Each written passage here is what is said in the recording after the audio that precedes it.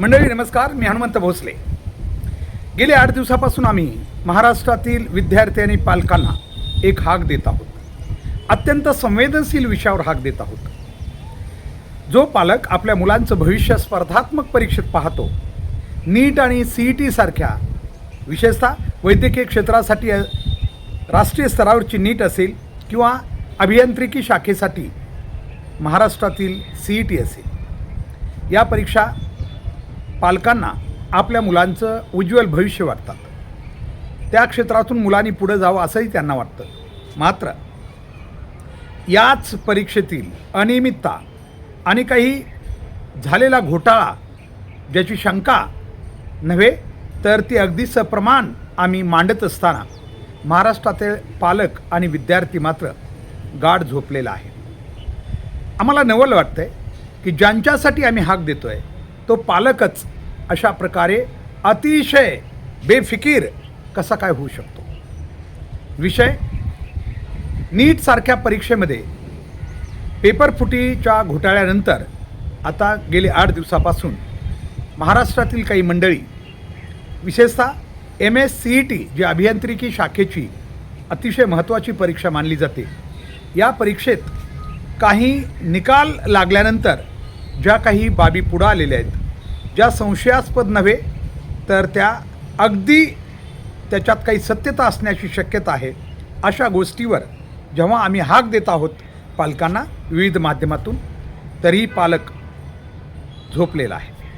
तसंही गेली जवळजवळ 25-30 वर्षापासून मी जेव्हा या पालकांना पाहतो तेव्हा आमच्या लक्षात येतं की महाराष्ट्रातील पालक आपल्या विद्यार्थ्याप्रती फारसा जागृत नाही. मी अगदी जबाबदारीने सांगतो की फार तर 5 ते 10% पालक आपल्या विद्यार्थ्याबद्दल थोडंसं जागृती आणि त्यांच्यामध्ये वैचारिकपणा आहे. मात्र गेली 25 ते 30 वर्ष शैक्षणिक क्षेत्रात वावरताना पालक फार जागृत आहे असं मला दिसलं नाही. 5 ते 10% पालक मी म्हटल्याप्रमाणे फार तर आपल्या मुलांप्रती जागृत आहेत. बाकी पालक कधी जागृत दिसला नाही. मुलांची आपल्या शाळा असो, कॉलेज असो किंवा क्लासेस असो, जिथं पालक मेळावा घेतला जातो तिथं जवळजवळ 10 ते 20% पालकापेक्षा जास्त पालक उपस्थित राहत नाहीत. तेही काही ठराविक शाळांचे, बाकी ठिकाणी तर तेवढी उपस्थिती नाही.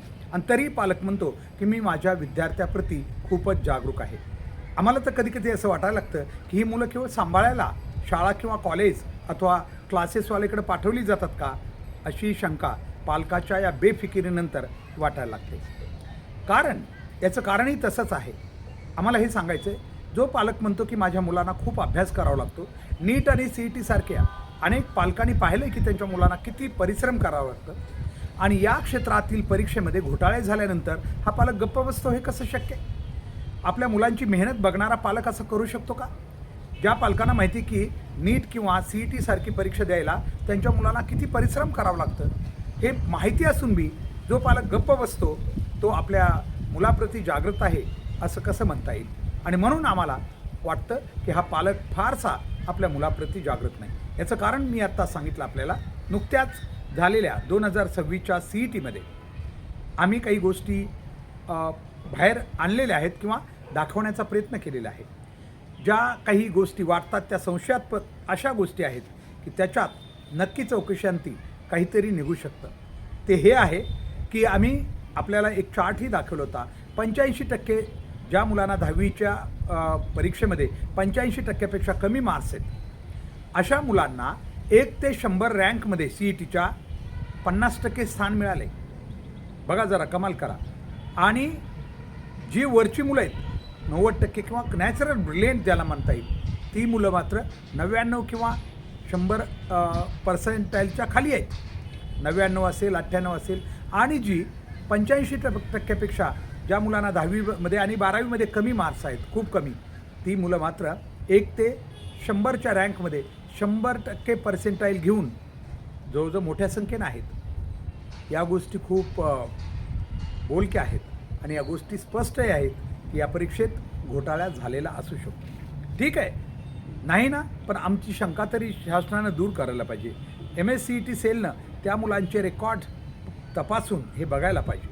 कारण या परीक्षेमध्ये घोटाळा असा झालेला आहे की पेपरफुटी झाल्याची दिसत नाही, मात्र मध्येच कुठंतरी वेगळ्या प्रकारे हा घोटाळा झाल्याचं दिसतंय.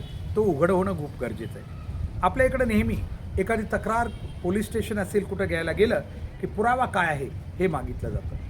म्हणजे घटना घडलेली असते. जर चोरी करणारा किंवा अशा प्रकारचे घोटाळे करणारा खूप हुशार असेल, चलाक असेल, तर त्यानं पुरावा मागं सोडलेला नसेल किंवा अशा प्रकारची कृती करताना त्यानं हुशारीनं केलेली असेल तर पुरावा आणायचा कुठून? परंतु दिसती तर खरं ही घटना घडलेली. अशावेळी पोलीस यंत्रणेनं आपलं डोकं लावायला पाहिजे. आपल्या काही प्रणाली असतात त्या वापरल्या पाहिजेत. परंतु इथं असं होत नाही. सरळ पोलीस प्रश्न करतात की याला पुरावा काय आहे? पुरावा असल्याशिवाय आम्ही काही करू शकत नाही. या गोष्टी खूपच चुकीच्या आहेत आणि म्हणून आमचं एवढंच म्हणणं आहे की बीड जिल्ह्यात याबाबत जी काही पालक ज्या CETसाठी आपल्या मुलांची तयारी करतात अशा पालक आणि विद्यार्थ्यांनी आम्ही लवकरच बीड जिल्ह्यामध्ये या विरोधात एक आंदोलन उभा करण्याचा प्रयत्न करतो आहे. त्यासाठी या पालकांनी पुढे आलं पाहिजे. कारण आमचं म्हणणं एवढंच आहे की हे आंदोलन किंवा हे काही कुठल्या व्यक्ती, पक्ष किंवा कुठल्या राजकीय पक्ष असोत किंवा शासन असेल किंवा विरोधी पक्ष यांच्या विरोधात नाही आहे. आमचं फक्त म्हणणं आहे की जर एखादी शंका पुढं आली येत असेल तिचं निरसन करणं आणि लोकांना त्या शंकेचं निरसन करून देणं हे शासनाचं काम आहे आणि त्याच्यासाठी प्रयत्न झाले पाहिजेत. म्हणून या गोष्टीवर हे सगळं होणं गरजेचं आहे. त्यासाठी आम्ही प्रयत्न करतो आहे. मला वाटतं आपणही सर्वांनी या ठिकाणी अशा गोष्टीमध्ये सहभाग देऊन सहकार्य केलं पाहिजे. चला तर आपण सगळे मिळून या गोष्टीला वाचा. हा व्हिडिओ आपल्याला कसा वाटला नक्की आपण कमेंट्स बॉक्समध्ये सांगा आणि लाईक करा, शेअर करा आणि BBC केज लाईव्ह हे चॅनल जे सत्य आणि वास्तव सांगण्याचा फक्त प्रयत्न करत आहे आपल्याला विनंती, हे चॅनल सबस्क्राईब करा. धन्यवाद.